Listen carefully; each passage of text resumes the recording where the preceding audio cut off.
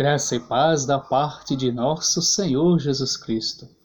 Hoje, logo mais, às 19 horas pontualmente, hoje, quarta-feira, o nosso amado e querido pastor Luiz Gustavo, hoje culto de doutrina, na Assembleia de Deus de Caetés 2, Polo Alto, ele abordará um tema bastante importantíssimo para o aumento e crescimento da nossa fé cristã e convicção desta mesma.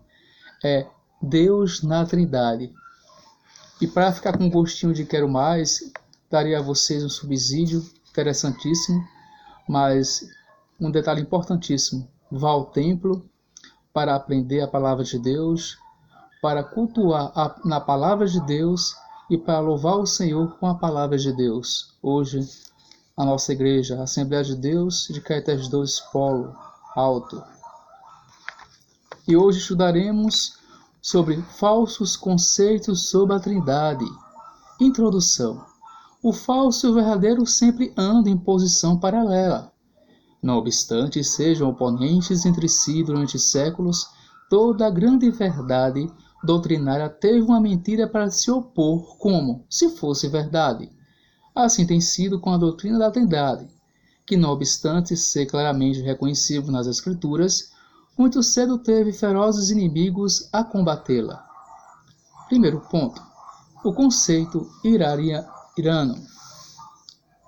Uma das primeiras tentativas contra a integridade da doutrina da Trindade foi feita nos idos de 320 d.C. por Ário, um presbítero da igreja de Alexandria, na África.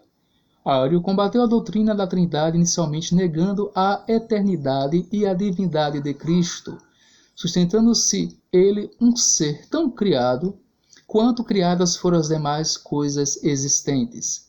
Este ponto de vista de Ário o colocou em choque com Alexandre, bispo de Alexandria, que cria na Trindade constituída do Pai, do Filho e do Espírito Santo, como três pessoas igualmente criadas e eternas.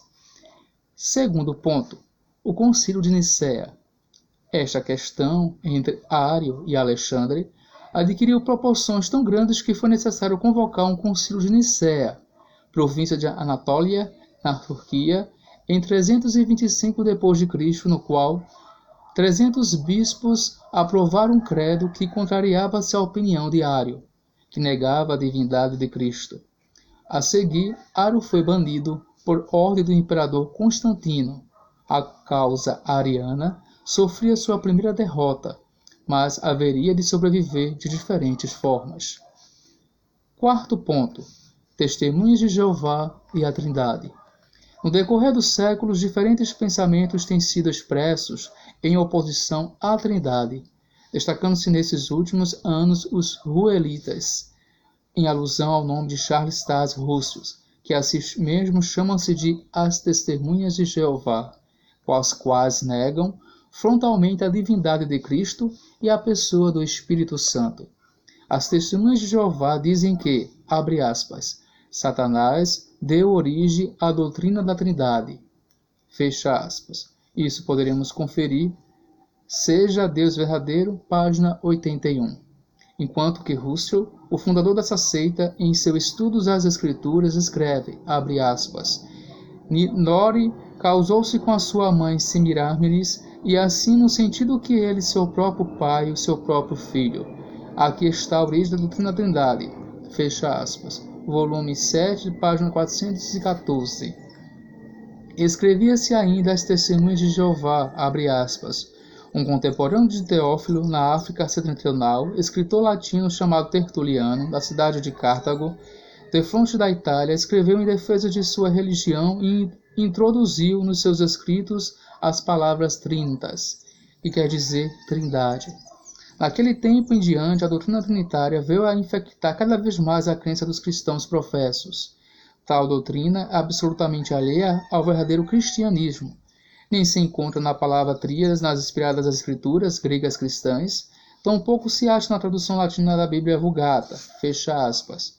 Abre aspas, que tem feito a religião pela humanidade, página 261, fecha aspas. Conclusão.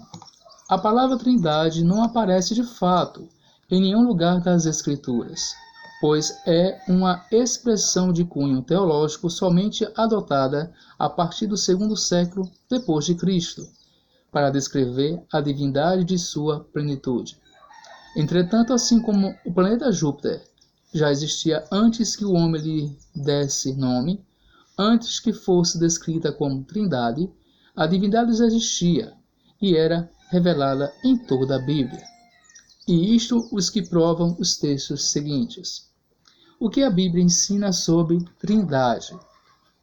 Depois de trazer todas estas coisas à existência, por meio de um simples e poderoso haja, quis Deus formar o homem, quanto então disse: façamos o homem à nossa imagem, conforme a nossa semelhança. Fecha aspas. Gênesis capítulo 1, versos 26. Aí, a respeito do homem após a queda, Deus disse, abre aspas, eis que o homem se tornou como um de nós, fecha aspas. Gênesis capítulo 3, versos 22. Um relato bíblico a respeito da confusão das línguas em Babel, lemos ainda Deus dizendo, abre aspas, vinde, desçamos e confundamos ali a sua linguagem. Fecha aspas, Gênesis capítulo 11, verso 7. Na visão do profeta Isaías, quando se deu o seu chamamento, lemos que Deus perguntou, abre aspas, a quem enviarei? E quem há de ir por nós? Fecha aspas. Isaías capítulo 6, versos 8.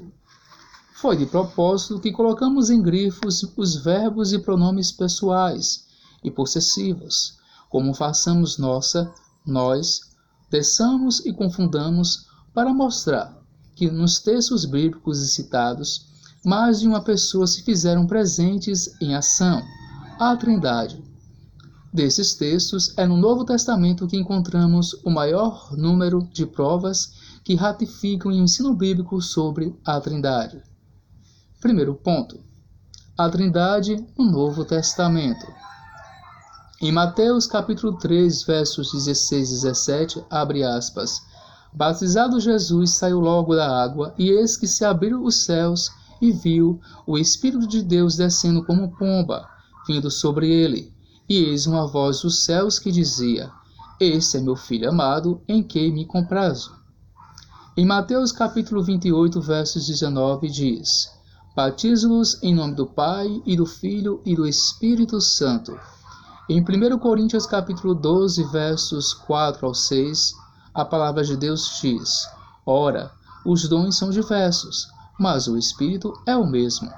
E também há diversidades nos serviços, mas o Senhor é o mesmo. E há diversidade nas realizações, mas o Senhor Deus é quem opera tudo em todos. Em 2 Coríntios capítulo 13, versos 13, a palavra de Deus diz, a graça do Senhor Jesus Cristo, o amor de Deus e a comunhão do Espírito Santo seja com todos vós. Em Efésios capítulo 4, versos 4 ao 6, há somente um corpo e um espírito, há um só Senhor, um só Deus e Pai de todos. Em 1 Pedro capítulo 1, versos 2, a palavra de Deus diz, eleitos segundo a presciência de Deus Pai, em santificação do Espírito, para a obediência e a aspersão do sangue de Jesus Cristo. Em Judite capítulo 4, versos 21, quando o Espírito Santo guardai-vos no amor de Deus, esperando a misericórdia de nosso Senhor Jesus Cristo. Em Apocalipse capítulo 1, versos 4 e 5, graça e paz a vós outros da parte daquele que é, que era e que há de vir, da parte dos 7 Espíritos que acham diante do seu trono e da parte de Jesus Cristo, a fiel testemunha. Segundo ponto. A Trindade definida. Tanto no Antigo como no Novo Testamento, títulos divinos são atribuídos distintamente às 3 pessoas da Trindade. Primeiro, a respeito do Pai, abre aspas, eu sou o Senhor teu Deus, que te tirei da terra do Egito, da casa de servidão. Fecha aspas. Êxodo capítulo 20, versos 2. 2. A respeito do Filho. Respondeu-lhe Tomé, Senhor meu e Deus meu. João capítulo 20, versos 28. 3. A respeito do Espírito Santo. Então disse Pedro: Ananias, por que encheu Satanás teu coração para que mentisses ao Espírito Santo, reservando parte do valor do campo? Não mentistes aos homens, mas a Deus. Atos capítulo 5, versos 3 e 4. Cada pessoa da Trindade é descrita na Bíblia como sendo onipresente, onipotente, onisciente, criador, eterno, santo, santificador, fonte de vida eterna, ressuscitador, inspirador dos profetas, supridor dos ministros da sua igreja, salvador. Na Confissão de Fé Presbiteriana, encontra-se o consenso geral do cristianismo a respeito da Trindade. Abre aspas. Na unidade da divindade há três pessoas de uma mesma substância, poder e eternidade. Deus o Pai, Deus o Filho e Deus o Espírito Santo. O Pai não é de ninguém. O Filho é eternamente gerado do Pai. O Espírito Santo é eternamente procedente do Filho. Graça e paz da parte de nosso Senhor Jesus Cristo.